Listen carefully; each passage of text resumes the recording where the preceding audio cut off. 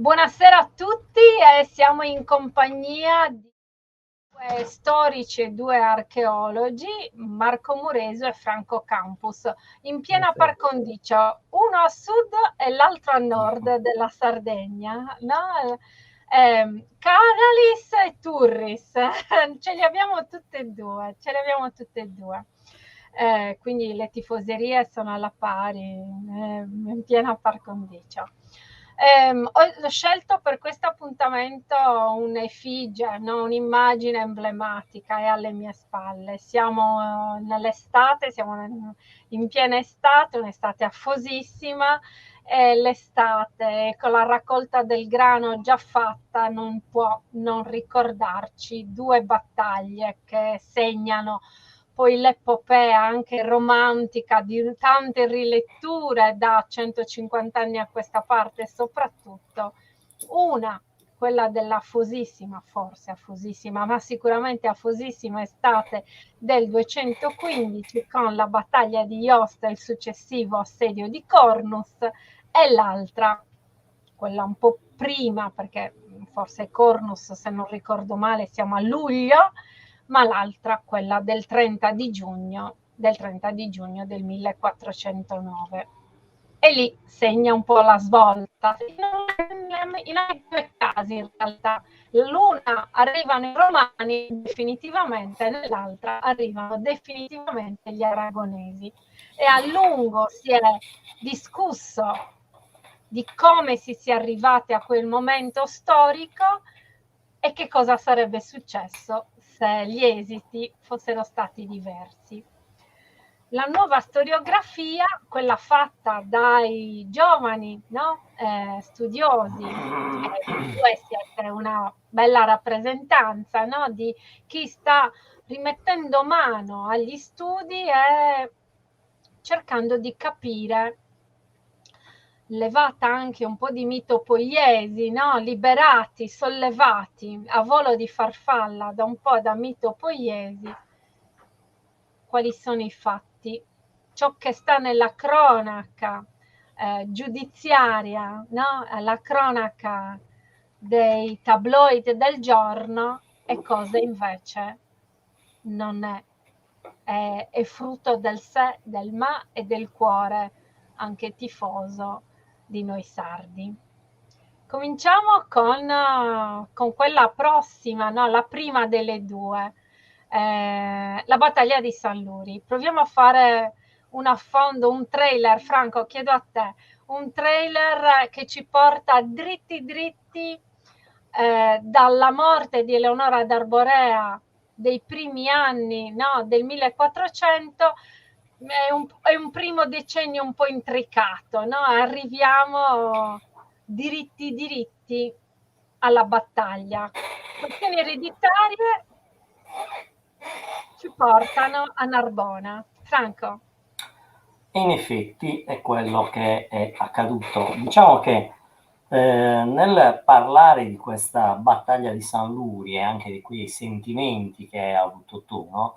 Che hai espresso tu, sembra quasi che la battaglia di San Luri non è accaduta 400 anni fa, quindi ormai dovremmo esserci pacificati, no? Sono passati 400 anni, invece quasi ancora abbiamo lo spirito di rivalsa, lo spirito quasi dei nostri nonni che ci raccontano, noi eravamo lì, ma 400 anni fa, ma eravamo lì, ma non è possibile. Abbiamo visto tutto. Abbiamo visto tutto e stavamo per vincere, diciamo che parafrasando così, questo a me piace molto, mettere la storia nei fatti che accadono mentre noi viviamo, è come se l'ultimo gol del Cagliari all'ultimo minuto l'ha segnato in questo caso l'Aragona e noi eravamo lì, avevamo il favore campo, il fattore luogo, il fattore anche delle forze e in realtà eravamo i rigori, all'ultimo dei rigori, no? Quasi all'ultimo dei rigori, però qual è il problema? Che il Cagliari di quest'anno, lode a lui, aveva un grande allenatore, Ranieri.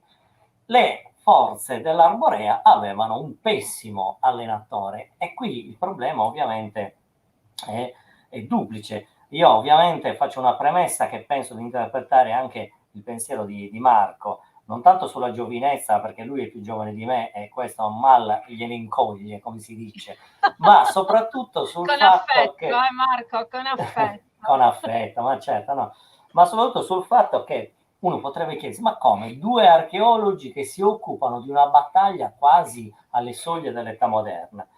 In realtà, dal punto di vista quasi archeologico, a parte qualche racconto di Francesco Cesare Casula che racconta appunto che facendo la strada vicino a San Luri hanno trovato i resti umani, diciamo così, teschi di questa grande battaglia. Dal punto di vista archeologico di questa battaglia ne sappiamo pochissimo, in parte perché non sono stati fatti scavi e anche perché ovviamente i luoghi di una battaglia sono archeologicamente sempre molto complicati da leggere. Certo, sono più agevoli se noi li leggiamo dal punto di vista topografico e non proprio archeologico in senso stretto.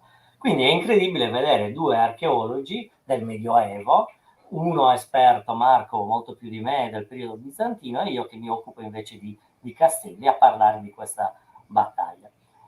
Io penso questo, in realtà è proprio, come hai detto tu, non più che la giovane generazione, più che altro quello di poter leggere le cose senza più avere le tifoserie, senza appartenere neanche a scuole accademiche dove ovviamente il nemico sono gli aragonesi, quindi se ne continua a parlare male 400 anni dopo, ma iniziare a vedere come si sono svolti i fatti. E infatti si svolgono in una maniera molto semplice, che è quello che colpì me diversi anni fa quando mi chiamarono a fare una conferenza lì a San Lui. Incredibilmente andiamo a parlare di uno scontro campale, di una sconfitta, che oggi è diventato un modo anche dal punto di vista turistico per richiamare delle persone, far rivivere il mondo medievale, eccetera. Però in realtà come sono andate le cose? Sono andate in maniera molto più semplice e meno prosaica di quello che si potrebbe pensare in un tempo. Innanzitutto dal fatto che la precedente regno, diciamo così, prima che salisse sul trono il visconte di Narbona è quello di Eleonora e di Brancaleone Doria, ma sappiamo ormai dagli studi non fatti da me, ma fatti dal professor Casula, dalla sua equipe, che non spettava a Eleonora il diritto di regno, ma spettava bensì alla sorella Benedetta. E questo già ci fa non incrinare il mito di Leonora, perché non è questo il compito, ma soprattutto ci fa inquadrare questo mondo medievale sardo che è del tutto simile al mondo medievale esterno, dove ovviamente nella conquista del potere, nel scegliere tattiche, si va sopra anche, soprattutto sopra i propri parenti, soprattutto si cerca di eliminare il pericolo di un ramo della famiglia che si è spostato da un'altra parte e che quindi tu sei lì. Cioè è troppo immediato da questo punto di vista non vedere che Eleonora, dopo l'attentato e il colpo di Stato che porta all'uccisione del fratello, perché di questo si tratta, quindi vuol dire che dentro il giudicato di Arborea, ma questo non lo dico io, l'aveva detto già Alessandro Soddo in un'altra giornata dedicata a Sabattalla che è online alla sua conferenza, aveva detto guardate che lì c'è stato un colpo di Stato, perché Ugone non cade nel pozzo insieme alla figlia, ce lo buttano, il che vuol dire che dentro il giudicato d'Arborea c'è uno scontro tra le classi dominanti e Arborea, forse agevolandosi della alleanza matrimoniale con i Doria, con la grande famiglia dei Doria, con l'ultimo Brancaleone Doria, è chiaro che crea questo regno di cui poi noi tutti sardi siamo fierissimi, in ogni paese esiste via Eleonora d'Arborea, a Oristano c'è la sua bellissima statua, il simbolo della giustizia e dell'equità, però dire anche che guardate che Eleonora giustamente è salita sul trono attraverso una piccola stratagemma, non è diminuirne la potenza, ma aumentarla. E questo porta anche poi a capire perché arriva da Narbona, una città che si trova nel sud della Francia, di origine romana, molto più vicina a Barcellona di quanto potesse essere invece, diciamo così, la distanza con la Sardegna, arriva questo personaggio. E a me, adesso uso un termine forse proprio archeologico, perché noi archeologi siamo abituati così, no? Rispetto agli storici che lavorano sui documenti, lavoro nobilissimo, ci mancherebbe altro, noi siamo abituati certe volte, mentre siamo nella terra, nella difficoltà, nella calura, visto le giornate, dello scavo, a dire sì, ma porca miseria, ma non potevano farlo scusate il termine di porca miseria, 10 metri più in là l'insediamento che c'era un albero e non morivamo di caldo, non potevano farlo più in basso, e invece ci rendiamo conto, almeno allora io mi resi conto che il Visconti Narbona in realtà di Sardegna cosa conosceva? Nulla. E noi sappiamo da archeologi che non conoscere la Sardegna, e secondo me c'è anche qua un riferimento alla precedente battaglia, quella più antica di cui io non so nulla, ma anche lì mi stuzzica, perché ovviamente chiaramente vedere una persona che conosce la Sardegna e perde è un po' un controsenso. Il Visconti Narbona invece perde, diciamo così, per tutta una serie di motivi che poi sicuramente vedremo, proprio perché, prima cosa, non conosce la Sardegna, non conosce com'è fatta, non conosce forse la sua storia. E qua ovviamente noi da archeologi e da esperti di storia, almeno io personalmente non posso che esserne gratificato anche con i miei studenti ai licei. Dovete conoscere la storia, così almeno, come dice Alessandro Barbero, avete delle armi in più per interpretare il presente. Se lui avesse studiato la storia e avesse letto che innanzitutto il regno d'Arborea non era così ben visto da tutte le parti, che la Sardegna non è un'isola felice, ma è piena di vallate, di discese, di salite, e che le distanze sono molto più lunghe di quanto ci si potesse aspettare, e che quando passa il solstizio d'estate e quando con una grande festa viene celebrato poi con una marea di caldo che tutti i sardi conoscono, quella di San Costantino, l'estate della Sardegna è veramente un momento in cui la vita si ferma. Certo, noi oggi col turismo è il momento economico più brillante, ma nel Medioevo non c'è il turismo, nel Medioevo c'è il caldo, c'è la mancanza dell'acqua, c'è la necessità di preservare tutte le risorse. E lui, secondo me, questo Visconti di Narbona, si imbarca per rivendicare dei diritti che aveva già perso il padre attraverso appunto il matrimonio con Benedetta, e viene qua eletto da una corona di Logu che in realtà, a mio avviso, ma questo non è una novità, non l'ho inventato io, a mio avviso sa benissimo che sta investendo della dignità giudicale un personaggio avulso, e quindi, diciamo così, si può utilizzare, uso un termine un po' brutale, come l'inutile idiota, cioè sacrifichiamo lui in caso di sconfitta. E guarda caso le cose sono proprio andate così alla fine. E lascio la palla dall'altra parte. La prendo io un secondo, Marco, perché se devo dirla tutta, io ovviamente sono solo un'appassionata, una giornalista, una aspirante studiosa, non di più. Però questa mitopoiesi di Eleonora secondogenita, che a un certo punto acquista il potere, io credo che non sia un togliere dignità ad Eleonora, ma anzi, da comunicatrice devo dire che ha fatto una campagna elettorale che si sognano un sacco di politici contemporanei, no? Ha preso le redini in mano e si è fatta veramente una campagna alla vecchia moda, porta a porta, no? Che se n'è andata in giro a chiedere conferma, no? A promettere e a dare, no? A promettere, a dare e a ricevere in cambio la consegna di un giudicato che a lei non spettava. Questo era un fatto, no? Quindi credo che questo sia uno degli aspetti, ovviamente la carta dei loghi, ma questo sia uno degli aspetti che gioca più a favore della modernità di Eleonora. Magari ne parliamo un'altra volta di questo. Arriviamo poi ad un aspetto che della battaglia di San Luri, Marco, non se ne parla quasi mai, però c'è un aspetto economico che gira intorno a dei simboli, che non sono più dei simboli, ed è la moneta. Ci fai entrare, ci aiuti un po' a capire in quale... Perché siamo abituati a sentire dei fiorini d'oro, i fiorentini, no? Ecco, quindi i fiorini d'oro, quelli, no, da Benigni e Troisi in poi ce li ricordiamo, giusto? Giusto, giustissimo. Com'è la situazione?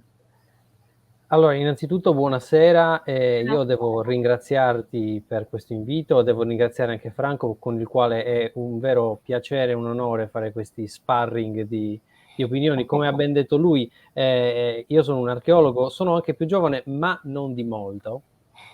Infatti si vede che sto iniziando, vedete, a essere biodegradabile anche io, quindi insomma siamo tutti nella stessa barca. No, comunque scherzi a parte, io sono un archeologo bizantinista, quindi per me è una bellissima occasione questa per confrontarmi anche su tematiche che non padroneggio in toto, per il fatto che, come ha ben detto Franco, io sono assolutamente d'accordo con lui, è fondamentale sottoporre i fenomeni storici in tutti i loro aspetti anche ad un'analisi che non sia necessariamente quella dello storico tout court sotto certi aspetti, fermo restando che l'archeologo è storico egli stesso, nel senso che comunque l'archeologia è come se noi fossimo complementari agli storici, perché l'archeologia si occupa di fare la cronaca della storia, cioè andare a vedere quali sono i fatti e a metterli in fila, quindi tutto sommato è l'unione dei documenti e dei dati materiali che crea la storia in sé, quindi noi siamo storici anche noi. Detto certo. questo, il fatto, dicevo, da parte mia, di essere abituato a ragionare, a interfacciarmi a dei personaggi, a dei fatti storici che spesso e volentieri hanno una forma mentis differente, ecco, per me è decisamente molto istruttivo invece parlare di questi aspetti, quindi vi ringrazio ancora una volta, insomma, perché questa è un'ottima Grazie a occasione. te per aver accettato.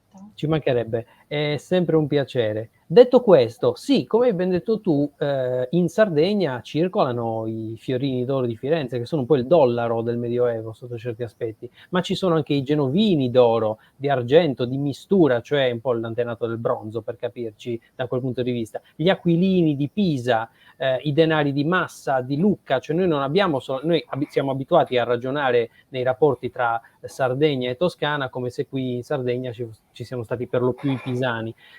Politicamente se ne può parlare, ma commercialmente, dal punto di vista proprio fiscale, in realtà il Medioevo, il 300, è, come ben sappiamo, un crocevia non solo di genti ma anche di soldo, di marketing, di business. E la Sardegna, ancora una volta, no? Con questa idea quasi di fierezza isolazionista, quasi di allontanamento volontario da quello che è il centro di gravità dell'Europa medievale, ecco, in realtà invece ci si tuffa dentro, proprio perché non ha alcun motivo di sottrarsi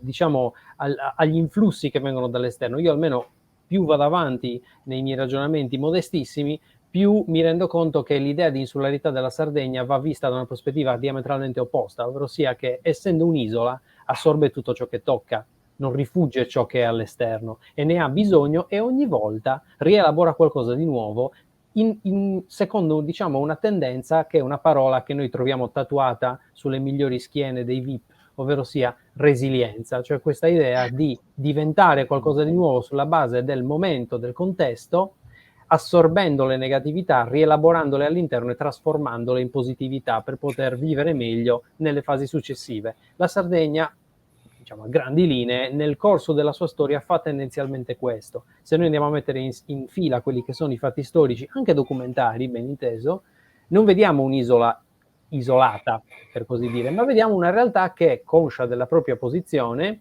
e delle proprie caratteristiche, fa del suo meglio per inserirsi in questo mondo. Quindi, la cosa bella applicata ai giudicati è proprio quella che se noi andiamo a vedere in termini proprio squisitamente monetari la situazione, questo selfie fiscale della Sardegna in quel momento, vediamo monete dalle grandi città toscane, monete dalle grandi realtà di potere, monete aragonesi, perché ovviamente circolano già dal prima metà del 300, circolano le monete aragonesi, ci sono già le zecche, però non abbiamo a un certo punto, manca qualcosa, manca la monetazione giudicale. Noi abbiamo per esempio i trachia, cioè le monete in greco, i bizantine.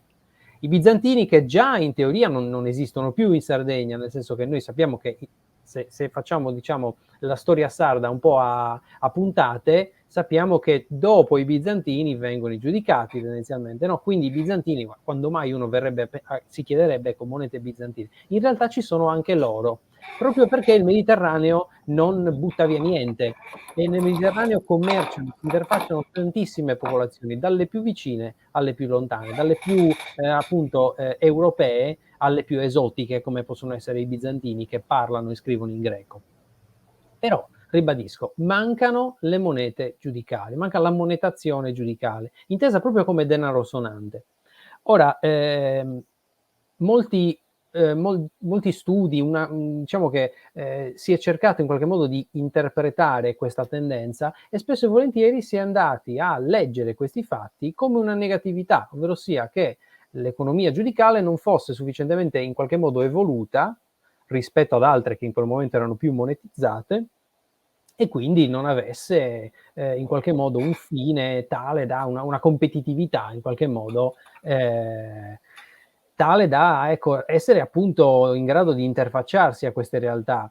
C'è una frase di uno studioso che ben inteso, famosissimo, nonché pilastro degli studi sul Medioevo mediterraneo, che è Marco Tangheroni, che a proposito della città di Santa Igia, capitale del giudicato di Cagliari, dice che è morta soffocata dall'economia aperta, nel senso che la città, che era in qualche modo il cuneo di una realtà politica che ragionava in modo completamente diverso, è stata letteralmente soffocata dal business di Pisa, dai grandi investimenti pisani. Ecco, ribadisco, ovviamente questa è un'impostazione sacrosanta, tuttavia se noi andiamo a vedere senza interpretazioni diciamo terze quello che succede, vediamo, come ho detto prima, una realtà in cui anche due cose diametralmente opposte in teoria convivono, proprio perché è la Sardegna che accoglie tutto e tutto rielabora a creare una cosa che è nuova e che in qualche modo è simile per certi aspetti ma diversa per altri. E va bene così, non c'è niente di male. Perciò l'economia giudicale va bene così, è un'economia a moneta di conto, nel senso che ci sono naturalmente gli scambi di merci, di valori, di donativi, eredità, i condaghi ce ne parlano in più occasioni. Però è un'economia che appunto si basa sulla valutazione di questi donativi che spesso avvengono in merci, in quantità di oggetti e di prodotti, in un'ottica di denaro, cioè nei registri si legge che vengono donate delle merci, delle eredità, dei dati con un valore in denaro che è in qualche modo teorico, nel senso che non c'è proprio la moneta sonante, ma c'è un valore.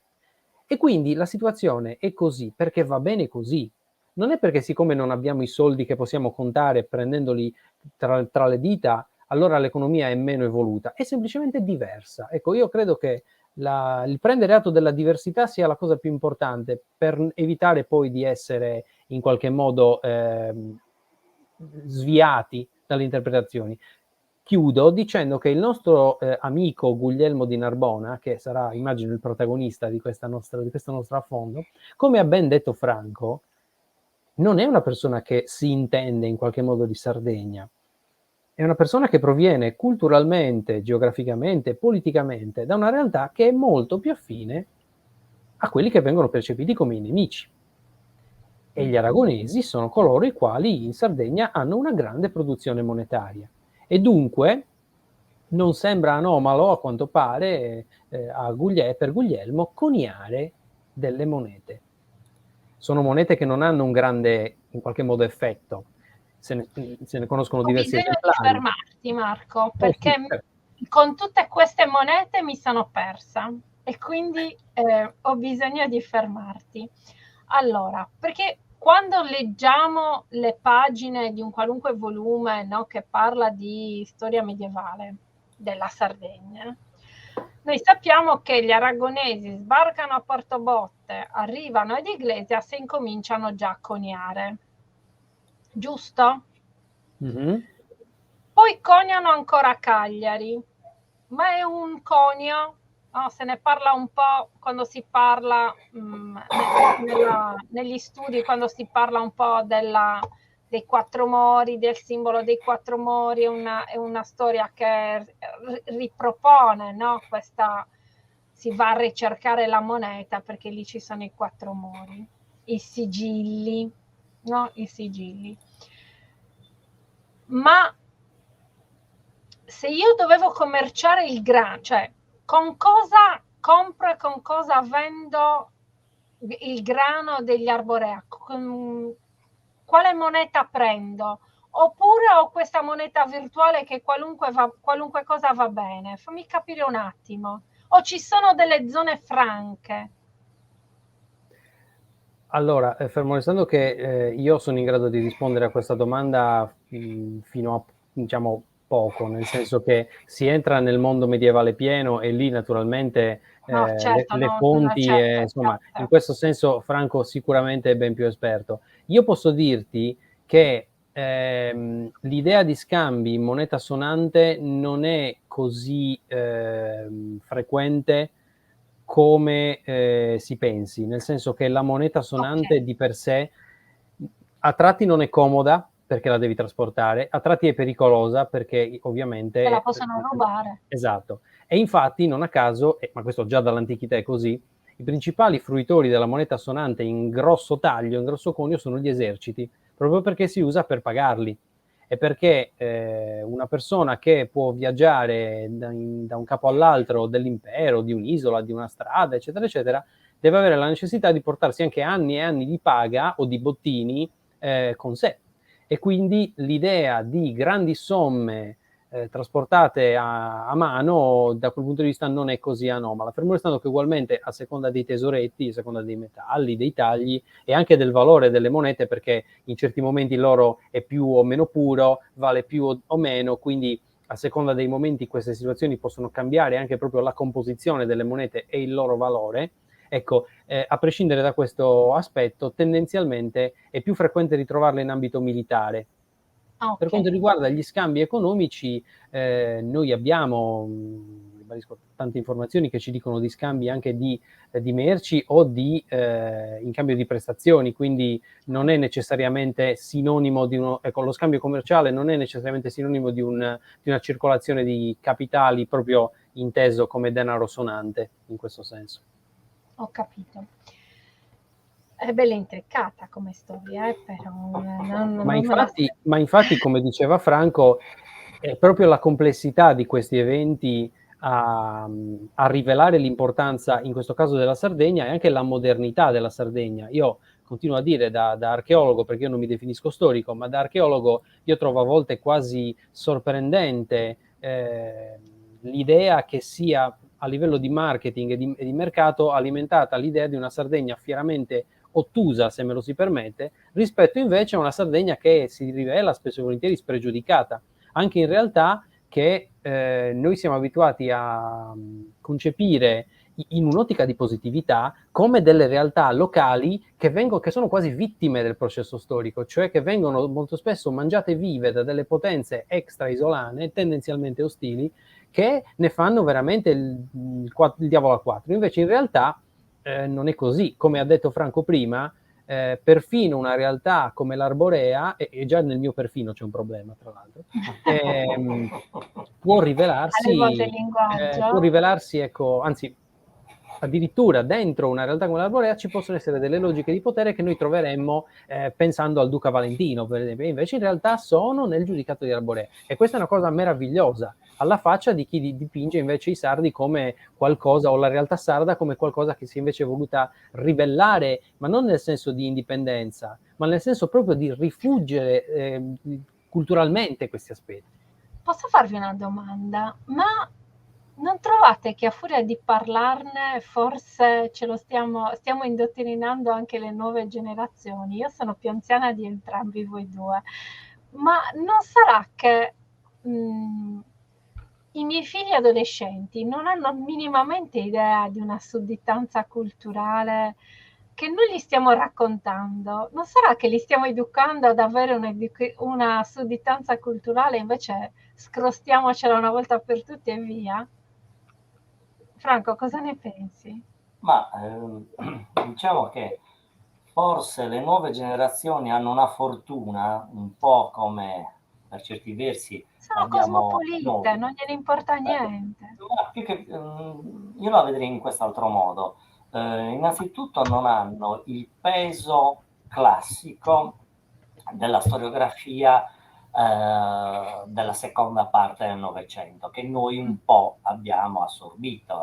Certo, su quella ci siamo formati, no? In quella ci siamo formati. Io, come dico spesso, la scuola che ho frequentato io era di poco, questo denuncia la mia età, di poco diversa da quella disegnata da Giovanni Gentile, nel senso il liceo che ho fatto negli anni '80, però l'idea era quella, cioè i migliori al liceo classico, i meno migliori al liceo scientifico, le donne alle magistrali e la marea immensa a tutti gli istituti tecnici. Oggi invece le tendenze nelle scuole superiori sono esattamente il contrario, con i licei che hanno un grande successo, perché in realtà è proprio la loro formazione ampia che i genitori, però lì c'è un sottoinsieme, vogliono che raddrizzino a volte i figli, li mandano ai licei che hanno preso tutto un marketing linguistico, scienze umane, scientifico, sportivo, eccetera. I giovani sono disinteressati o comunque sembrano meno attenti a questa cosa perché chiaramente non hanno vissuto anche dal punto di vista culturale e accademico, un po' perché sono giovani, grazie a Dio loro, ma non hanno vissuto la grande stagione di separazione, per esempio, tra l'archeologia e la storia. Non l'hanno vissuta, non la vedono, non la sentono, cosa che invece io proprio sulle mie spalle porto. Cioè, un archeologo, come ha precisato prima Marco, e ha fatto anche bene, dice noi siamo storici. Io stavo per fare la battuta, anche meglio per certi versi, degli storici, perché siamo abituati a vedere d'insieme. Però è del tutto evidente che gli storici, diciamo così, accademici di vecchio stampo, quello era. Poi vi faccio un racconto molto divertente, che non c'entra forse molto con la battaglia di San Luri, ma è collegata a questo. Io quest'anno, come vi ho detto, ho avuto la fortuna di insegnare storia medievale agli alunni della laurea magistrale scienze storiche e filosofiche, cioè i futuri insegnanti di storia e filosofia. Io mi sono subito preoccupato innanzitutto a che tipo di conoscenza avevano del Medioevo, e non ne aveva. E già questo per capire, già laurea magistrale. Del Medioevo in genere o del Medioevo sardo? Del Medioevo sardo ancora di meno, proprio alcuni proprio non avevano dato storia medievale, perché giustamente non è obbligatorio, quindi io mi faccio la triennale dove non c'è storia medievale, poi vado alla magistrale, ma c'è storia medievale, lo metto dentro, ok. Ma poi ancora meno del Medioevo della Sardegna. E io a un certo punto mi sono preoccupato di spiegare loro la storiografia della Sardegna. E se noi ci pensiamo, io quando si fa lezione ti vengono delle illuminazioni che poi ti fanno venire molta nostalgia perché non riesci ad approfondirle, però ti vengono perché stai spiegando a te stesso, come le interviste. E in realtà ti rendi conto che la generazione che ha formato me è la stessa che si è formata subito dopo il secondo conflitto mondiale, che a sua volta era formata dai primi storici del diritto che per forza di cose dovevano dare quel taglio. Per forza di cose è chiaro che il nemico è l'Aragona e si va a studiare l'Aragona come fosse il nemico, all'inizio come all'interno di un contesto sociale di accesso agli archivi che era quello della dittatura franchista e poi di un contesto storico-sociale che è quello della Barcellona attuale che, usando una metafora un po' brutta, ha salutato, messo la freccia e ci ha superato abbondantemente. E quindi c'è questo divario. E allora ti rendi conto che non puoi più raccontare la storiella di Eleonora, regina indefessa, eccetera, e di questo visconte di Narbonne che in realtà perde ma stava per vincere. In realtà ci sono, come ha detto Marco prima, tutta una serie di collegamenti di aspetti dinamici che adesso faccio un passo indietro, ma per darvi un'idea. Alcuni anni fa era 700 anni dalla morte di Dante Alighieri. Se noi leggiamo la percezione che dà della Sardegna Dante Alighieri, tolta quella stupidaggine che gira continuamente, che critica le donne nuoresi perché hanno il seno esposto come le fiorentine, tutti lì fermi a parlare male di questa terzina, ma in realtà guardate i personaggi che lui cita, e cita personaggi che si comportano nelle città sarde, nei contesti sardi, all'interno di Sassari, che lui non cita quasi mai, però allo stesso modo delle fazioni fiorentine che lui viveva e di cui lui era protagonista. Quindi ci sono tradimenti, parti, gente che uccide altra gente e chiaramente quest'isola di Sardegna, cogliendo perfettamente lì Dante lo spirito dei sardi che appena si sono fuori vogliono parlarne, però in realtà la Sardegna è una terra di intrighi, è una terra dove nasce una città dove non c'è un vescovo, Sassari, dove c'è un territorio sud dell'isola dove il cambio di classe dirigente ha portato i della Gherardesca a sbranarsi nella torre della fame e dove a Sassari ha successo un faccendiere che è Michele Zanche, che magari non è mai esistito perché storicamente non c'è quasi mai traccia, e dove in realtà questo Michele Zanchi è uno che piazza una figlia col doge di Genova, l'altra figlia con un'altra esponente di un'altra famiglia, ed è un grande affarista, ma questo era anche nella Firenze del tempo. E quindi, arrivando ai nostri fatti, alla nostra battaglia, è del tutto evidente che se noi togliamo la crosta, usiamo questo termine brutto, così magari proprio lo togliamo, la crosta la ricerca della nazione sarda, la ricerca dell'indipendentismo, in realtà, e lo sappiamo, e i documenti ci sono, il Visconti di Narbona viene insignito della carica giudicale, ma viene azzoppato dal fatto che viene messo sotto controllo di un Consiglio dei 12. E questo Consiglio dei 12 è l'espressione della città dominante che è Oristano. Marco prima ha parlato degli scambi monetari. Il giudicato di Oristano, parlando di guerre, è quello che se le può permettere nel pieno 300, dopo la crisi della peste, delle grandi pestilenze che si ripresentano ogni 20 anni, è quello più ricco, perché ha i territori più ricchi. Poi, come pagassero, come ricevevano in denaro, non lo sappiamo, però una cosa è certa, quello è il giudicato più ricco per produzione, per grano, per tutto, e si può permettere un fiore di esercito che costa l'ira di Dio, perché gli eserciti costano tantissimo. La cosa E loro di divertente è che soldini ne hanno perché non chiedono prestiti, non mi pare chiedono di prestiti, ricordare. quindi vuol dire che il giudicato ha la possibilità di monetizzare non in moneta sonante o forse in moneta sonante, eccetera. E poi c'è l'altro aspetto, ma non sempre per parlare male del Visconti di Narbonne, perché allora cadiamo nell'altro luogo comune, ok, non odiamo più gli aragonesi, ma prendiamo in giro i pseudo-francesi, perché i Narbonne, tra l'altro, loro sono pseudo-francesi, ma non si sa. È l'ultima città, tra l'altro, Narbonne, dove io sono andato a scavare quando ero giovane, nell'89, a Narbonne ci sono le arene per fare gli spettacoli come in Spagna, quindi loro sono quasi più spagnoli, quasi più aragonesi, barcellonesi, eccetera. Dicevo, questo Visconti di Narbonne, e questo è l'aspetto che studia Marco, a me adesso mentre lui parlava mi viene in mente, guarda questo, si rende conto che la moneta non è solo, ed è lì il valore interessante, un momento di scambio, ma è un valore simbolico, lui per ribadire la sua potestas si mette a stampare moneta e paradossalmente lo fa il giudice più debole, non lo fa Mariano IV, non lo fa i grandi giudici dell'Arborea o i grandi giudici di Torres. Che monete usavano? Io questa è una domanda che ho fatto a una collega che studia lo stesso monetazione. Il campo della monetazione medievale è veramente un campo molto complicato, molto raffinato, e io guardo Marco sempre con molta ammirazione perché bisogna studiare tantissimo da testi, soprattutto inglesi, perché sono loro i grandi maestri. Io ho chiesto la stessa cosa a Monica Baldassarri, che si è occupata della monetazione pisana e genovese, e lei con una calma e una flemma incredibile mi aveva detto: non battere moneta perché non gli serve. Ci sono già i circolanti, quindi non hanno bisogno di inventarsi una tecnologia, di importarla, di pagarla, eccetera, perché usano quello che c'è.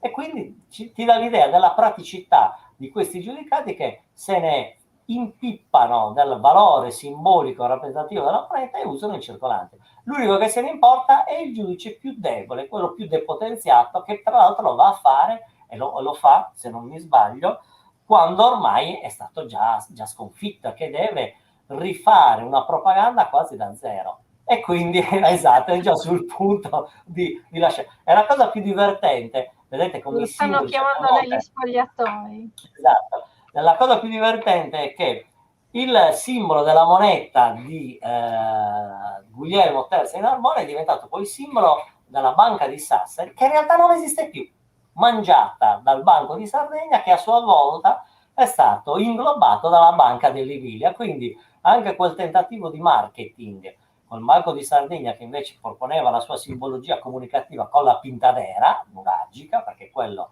il nuragico è buono per tutte le stagioni, anche per le banche attuali.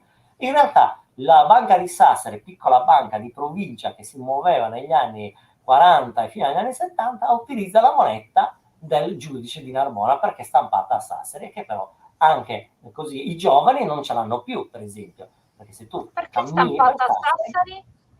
perché se non mi sbaglio il Visconti di Narbona batte moneta a Sassari, quindi le sue zecche sono lì, quindi porta qui a Sassari la sua tecnologia, e il Banco di Sassari l'aveva presa come simbolo.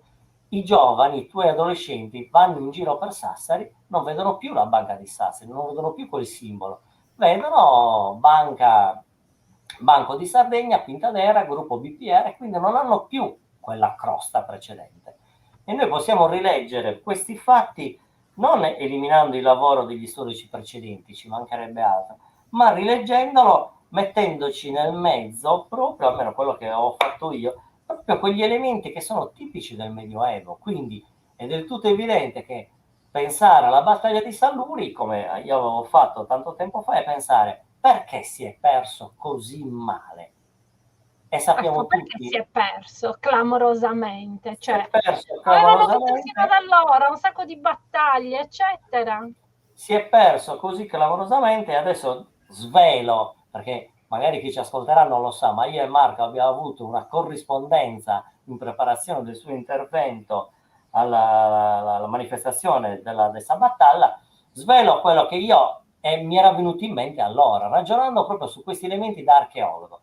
Il Visconte di Narbona, come fosse una ceramica, proviene da Narbona, di Sardegna non sa niente, Narbona è a pochi chilometri dall'Aragona, sicuramente conosce meglio gli eserciti aragonesi, conosce la tattica di combattimento aragonese, ma non conosce la tattica di combattimento Era invece un fior sarda. di ufficiale, non Sì, era sì, era l'ultimo, uno che era un fior di è esponente di ufficiale. una classe dirigente, quindi avvezzo non solo ad andare a cavallo, ma Non era la prima battaglia, per intenderci, ecco. esatto, quindi avvezzo alla vita militare, quindi non ha paura della morte in battaglia, ma sbaglia completamente la sua tattica perché non conosce il suo esercito fatto di mercenari, fatto di sardi, che paradossalmente Mariano aveva capito. Mariano è Brancaleone Doria, perché non possiamo dimenticarci questo personaggio, non perché ligure, ma figlio di Maria la Sarda, sposata con Eleonora d'Arborea, che a sua volta era mezzo sarda e mezzo catalano. Brancaleone, insieme a Mariano e poi a Eleonora, avevano capito che la battaglia campale era da evitare, ma l'unico modo era la guerriglia. E in un'isola come la Sardegna funzionava benissimo, perché solo i Dori erano riusciti a sconfiggere per caso ad Aido de Turdu le truppe aragonesi. E la cosa curiosa è che ci stavano per riuscire. Arriva a questo, cambia la tattica, cambia tutto, parla forse, io lì mi sono immaginato anche un aspetto curioso, con che lingua si esprimeva, in latino, in francese, come lo potevano capire i mercenari di Oristano, gli ordini di battaglia, soprattutto in campo aperto, che devono essere precisi e immediati. Ed ecco che, come si può dire, come nel caso di Chernobyl, gli errori si sommano e arriva il disastro che poi viene festeggiato appunto a San Lui.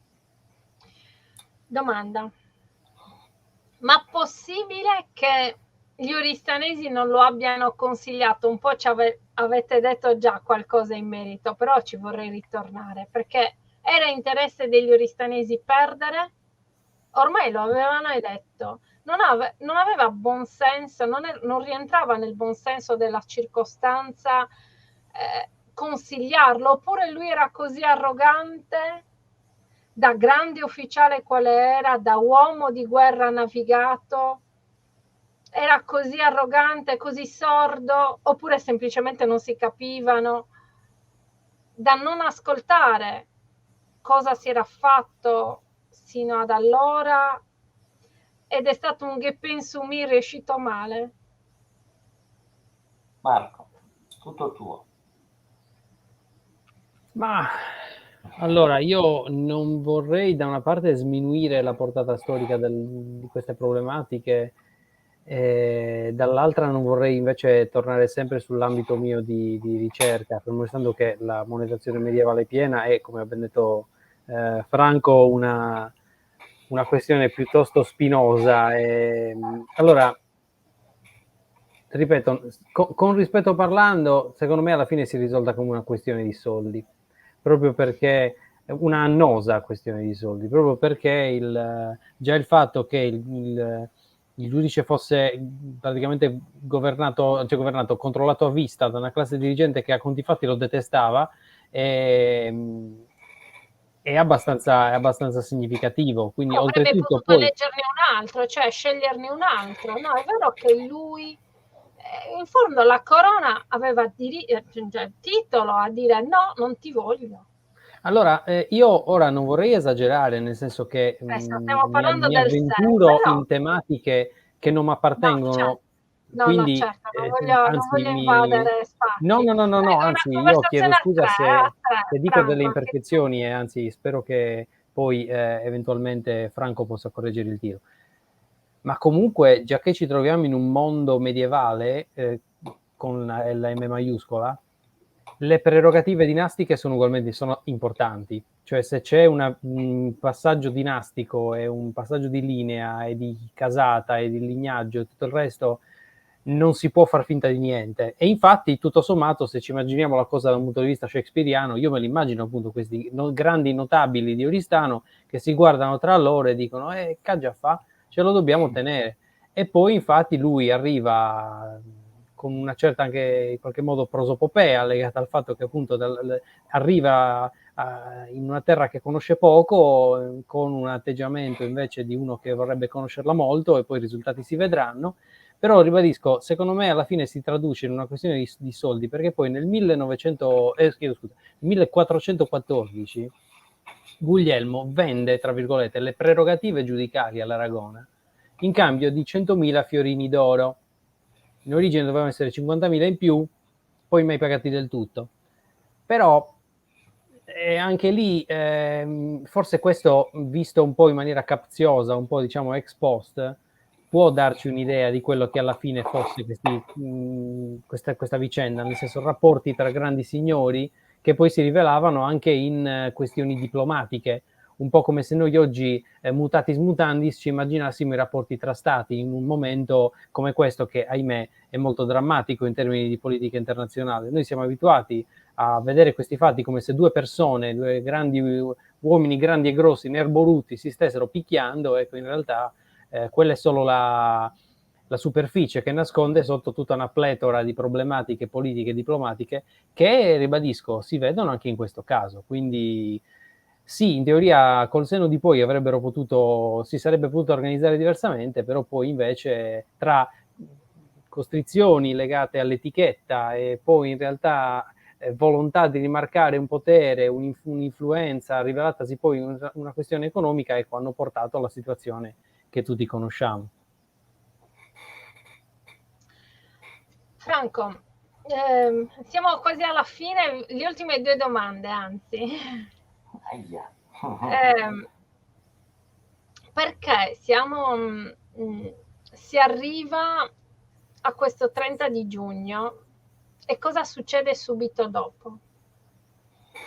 Allora, io ovviamente si arriva a questo 30 di giugno perché adesso Marco ha detto alla fine è una questione di soldi e forse non solo quando vende, ma lui in realtà, Guglielmo di Narbona, ci tenta anche prima a raccogliere un accordo finanziario, di vendere subito la patata bollente, forse si è reso conto.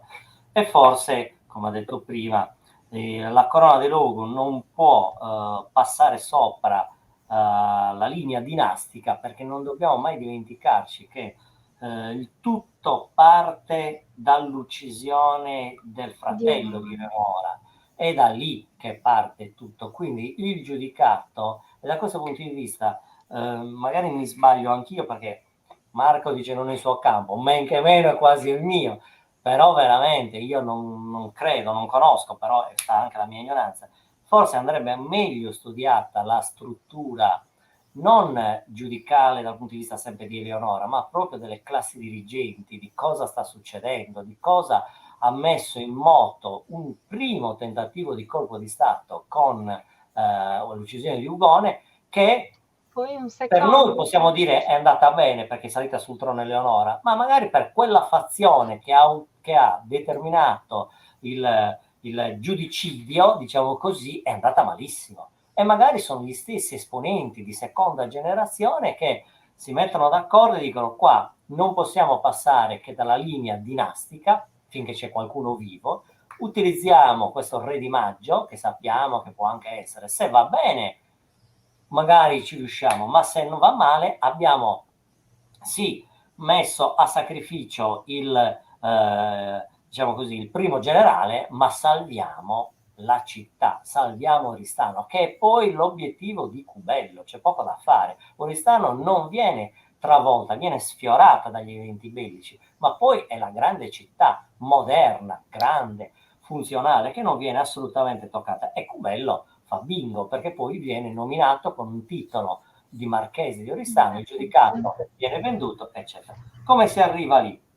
A quel giornata di giugno si arriva con appunto Guglielmo di Narbona, che tenta in tutti i modi di evitare lo scontro aperto, eccetera, ma allo stesso modo dall'altra parte, da questo punto di vista è una storia affascinante, perché non dobbiamo più mettere le fazioni, ma abbiamo dei personaggi che sono diventati eroici proprio per il loro destino. Martino il Giovane, il quale, il giovane scavezzacollo, ha voglia di fare la battaglia, di menarlo di mano, sale in Sardegna con tutti che lo sconsigliano e sale attraverso il Rio Manno nella pianura del Campilano, di pieno di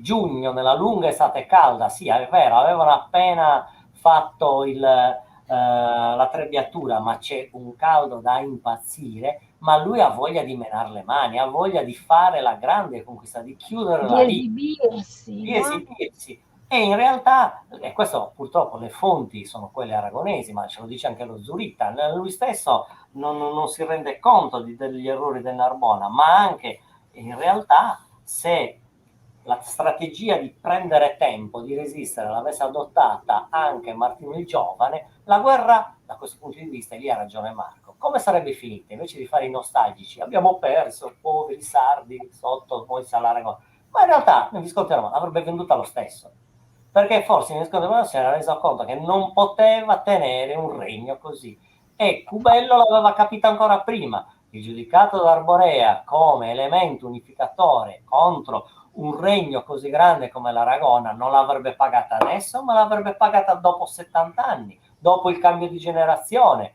E in realtà, capendo anche che stava arrivando il futuro regnante d'Aragona, è chiaro che Licubello si salva, dice: oh, qua è meglio che mandiamo avanti veramente questo e poi noi ci preserviamo.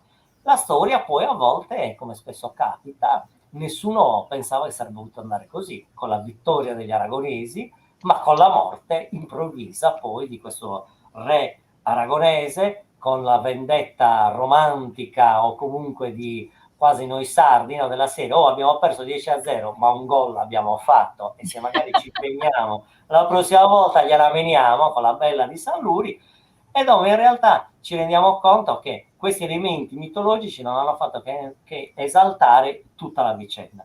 Alla fine dei conti cosa succede?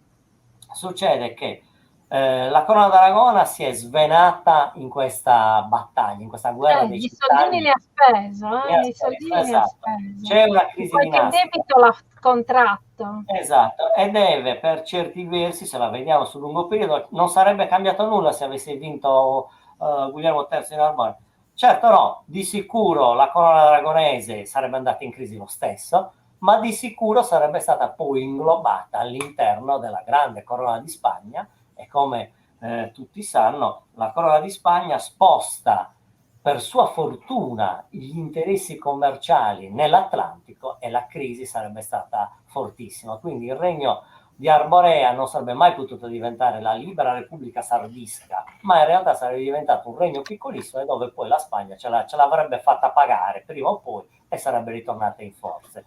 Questo anche se pensiamo a quello che succede nel lunghissimo periodo, quando l'isola diventa, sotto la corona di Spagna, il fronte avanzato contro l'avanzata dei turchi con il sistema delle torri costiere. Quindi noi diventiamo una pedina importante, e avrei voluto vedere i poveri arborensi a costruire un sistema di difesa contro l'impero ottomano. Quindi in realtà non sarebbe successo niente. Forse avremmo avuto meno letteratura romantica, forse parleremo un po' meno male di Guglielmo III, e forse, da questo punto di vista, mentre ne parlavamo, sto pensando, forse meriterebbe lui, Guglielmo III, degli studi monografici, proprio per capire i suoi comportamenti, e poi anche quella del povero Sarebbe interessante. Martino. Sarebbe interessante per poi contestualizzare il tutto. Come avevo detto a Marco, adesso svelerò il titolo che io avevo dato alla mia conferenza e che a me aveva colpito molto, ed era quello proprio del fatto che come si fa a perdere la guerra? Giravano già i manuali di guerra, uno dei più famosi è quello di Machiavelli, e leggendo L'arte della guerra di Machiavelli c'è un titolo meraviglioso: sconfitto è colui che non conosce le armi sue e quelle del nemico. Il Napoleone conosceva quelle del nemico, ma non conosceva le sue. È incredibile come il precetto di Machiavelli, che era un uomo pratico, molto attento a queste cose, sia perfetto per la situazione stata. Io ero andato a San Luri ripetendo come un salmo continuamente questa frase per ricordare agli abitanti di San Luri che in realtà si è perso proprio perché si era sottovalutato, diciamo così, gli ABC della legge della guerra, e la guerra prevede che tu devi conoscere le tue forze, ancora meglio forse di più di quelle del nemico. Certo. Chiudiamo. Grazie Franco, chiudiamo Marco con un aiuto. Non entro tanto nel merito, a meno che tu non abbia delle cose da dire sul tema della giornata di oggi, ma spesso le pagine di storia dell'economia, no? Vengono un po' trascurate. E Marco, che è un esperto di economia perché passa di lì, no? Il soldo un po' ha una doppia veste, quella di icona, no? Di campagna di comunicazione, di grande campagna di comunicazione, e quella di, naturalmente, di avere un risvolto, no? Di disegnare una pagina molto concreta e poco illusa della storia, quella a cui siamo un po' meno abituati, noi siamo abituati alla storia cronachistica dei fatti, mentre invece ci rimane la storia letta attraverso l'economia. Allora, io consiglio sempre di leggere due autori in particolare, uno per farsi un'idea moderna e uno per farsi un'idea meno moderna, ma comunque ancora più moderna. Mi spiego meglio. Partiamo dal più recente, che è Michael McCormick, che è uno storico americano che ha scritto un libro che si chiama Le origini dell'economia europea, che è un bel librone, insomma, centinaia e centinaia di pagine, però lui l'ha scritto nel 2001, è stato tradotto poi 7-8 anni dopo in italiano, eccolo là per l'appunto, che è scritto nella sua versione italiana. Si riconoscono subito. Beh, è un volume imprescindibile. Nella sua edizione italiana, a parte che è scritto benissimo, quindi si legge, è veramente accattivante nella sua lettura, alla fine del libro c'è un elenco ragionato di fonti, di dati storici, che dicono, per esempio, quali pellegrini si sono mossi in che direzione, quali porti hanno battuto, quali somme sono state spese in determinati casi, insomma una sorta di elenco ragionato di ciò che è successo in 4-5 secoli di alto medioevo. E se uno legge quei fatti, che sono fatti storici documentati dalle fonti, quindi non archeologia, fonti, alla faccia dell'idea dei secoli bui. Io qui apro parentesi, io cito sempre Guido Sperandio, che è uno scrittore per bambini, che dice sempre che i secoli sono bui, nel senso che non esisteva la lampadina, ma nemmeno il pericolo di restare fulminati. Quindi semplicemente vanno presi come sono, e non sono bui in realtà, perché le fonti ci sono, e McCormick, che è uno dei tanti, insomma, ce lo dimostra. Fatto sta che leggendo quei fatti veramente si entra mani, piedi, muso, tutto, in un mondo complicatissimo, spregiudicatissimo, in cui invece noi siamo, anzi al quale noi siamo abituati a interfacciarci come se fosse invece monolitico o anche abbastanza noioso, no? Quando studiamo a scuola, l'autunno del Medioevo, ecco, in realtà no, è esattamente il contrario. Abbiamo solo un minuto. Ok, l'altro minuto lo dedico invece a un altro studioso che io reputo geniale, che è Roberto Sabatino Lopez, che è uno studioso che ha scritto negli anni 60, anche prima, tra gli anni 50 e gli anni 70, però secondo me è un genio. Lui ha certe frasi che si possono leggere nei suoi libri, nei suoi articoli degli anni 60, dalla storia della città all'idea proprio dell'economia medievale, sono attualissimi. E si trovano su internet, su Google, si possono trovare. Quindi io consiglio Michael McCormick e Roberto Sabatino Lopez. Non necessariamente nell'ordine, perché ribadisco, Sabatino Lopez era talmente avanti rispetto al suo tempo che anche leggerlo adesso è una secchiata di modernità. Sì.